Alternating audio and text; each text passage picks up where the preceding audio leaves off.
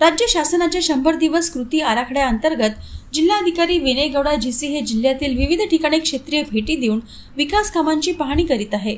गत आठवड्यापासून जिल्ह्यात उन्हाचा तडाखा चांगलाच बसत असला तरी त्यांची पर्वा न करता भर उन्हात जिल्हाधिकाऱ्यांनी पोंभुर्णा तालुक्यात भेट देऊन मजुरांशी संवाद साधला।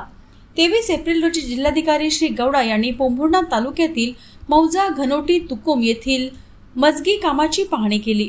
यावेळी तिथे कामावर असलेल्या कामगारांशी त्यांनी संवाद साधला आणि त्यांच्या समस्या जाणून घेतल्या, तसेच त्यांना मार्गदर्शन सुद्धा केले। यावेळी जिल्हाधिकाऱ्यांनी तालुक्यातील विविध विकास कामांना भेटी देऊन प्रगतीचा आढावा घेतला। क्षेत्रीय भेटी दरम्यान मौजा, आंबे धानोरा येथे अंगणवाडी केंद्राला भेट देऊन पाहणी केली, तसेच तलाठी कार्यालयाची तपासणी करून मार्गदर्शन केले। यानंतर जिल्हाधिकारी श्री गौडा यांनी मौजा, उमरी, पोद्दार येथील नवीन प्राथमिक आरोग्य केंद्राच्या इमारतीला भेट देऊन पाहणी केली, तसेच बळीराजा शेत पानन रस्त्याच्या कामाला भेट दिली।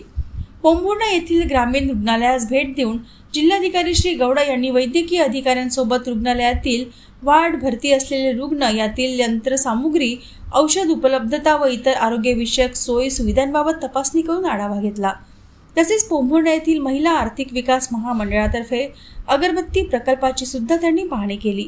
मौजा, चिंतल धाबा येथील ग्रामपंचायत क्रीडांगण काम, मनरेगा अंतर्गत 650 वृक्ष लागवड केलेल्या कामास भेट देऊन मार्गदर्शन केले।